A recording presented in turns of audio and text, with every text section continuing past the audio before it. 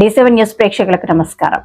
Ongole assembly నియోజకవర్గ వైఎస్ఆర్సీపీ స్థానిక సంస్థల ప్రజాప్రతినిధులు, నాయకులు, కార్యకర్తలతో తాడేపల్లిలో వైఎస్ఆర్సీపీ అధినేత మాజీ సీఎం వైఎస్ జగన్మోహన్ రెడ్డి నిర్వహించిన సమావేశంలో దర్శి ఎమ్మెల్యే ప్రకాశం జిల్లా వైఎస్ఆర్సీపీ అధ్యక్షులు డాక్టర్ బూచేపల్లి శివప్రసాద్ రెడ్డి గురించి వైఎస్ జగన్మోహన్ రెడ్డి క్లుప్తంగా క్లియర్ గా ఆదేశాలు జారీ చేశారు.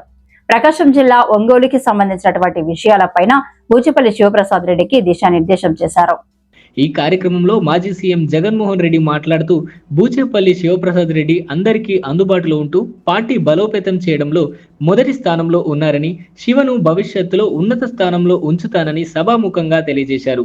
అదేవిధంగా ప్రకాశం జిల్లాకు సంబంధించినటువంటి అన్ని కార్యక్రమాలను, బాధ్యతలను బూచేపల్లి శివప్రసాద్ రెడ్డి చేయాలని, మరి ఇటీవల వస్తున్న అపోహలకు ఎవరు లోను కాకూడదని మాజీ సీఎం జగన్మోహన్ రెడ్డి తెలియజేశారు.